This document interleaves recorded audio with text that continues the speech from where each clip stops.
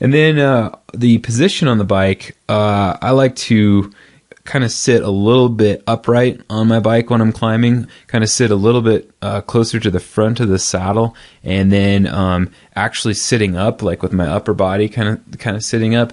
It helps me breathe a little bit better, and it also kind of gives you a little bit more of a perspective of what's coming up on the trail. So being able to see those obstacles and kind of anticipate what's coming your way is a great thing. So I think just kind of sitting up a little bit, and it also provides a little more of a comfortable position too overall. As far as the mental aspect of climbing, this is pretty big, I think. I think some people think it's all just physical and you just tough it out.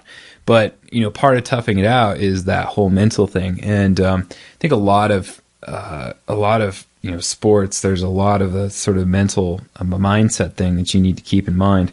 And hill climbing is tough. It can really be kind of a painful thing, but if you put yourself in the right mindset, it can be okay. And one of the things that I like to do is set small goals along the way. If it looks like it's a really long climb, try not to get overwhelmed with the length of it. It may seem like it's just ridiculously long, but instead of looking up the climb in that way, just try and set like little goals along the way. Just kind of look up and see, okay, I'm going to make it to there. Maybe I'll take a rest at that point, but at least I'll make it to there. And I think that just kind of helps, just setting those smaller goals, and then it's like slowly just kind of achieving those and checking them off and continuing up the climb. So that can be a good way to make it up there.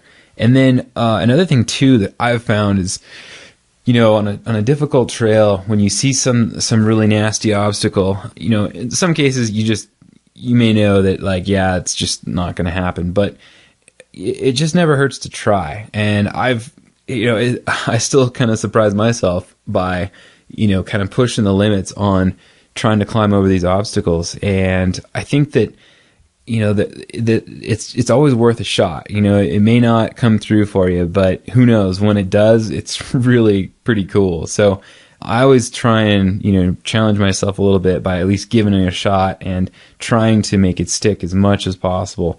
And heck, it may actually happen for you, and it's great. Like I said in my article, it gives you some pretty good bragging rights with your buddies. So it's, it's fun to challenge. And I recommend just trying to get over your mind trying to hold you back from even trying something. So next time you see a difficult obstacle, just give it a shot. And if you don't make it, you'll probably learn a little bit out of it, because maybe you'll figure out a better way to get over the obstacle, or you may just actually see a different line in the trail that might be worth trying as well.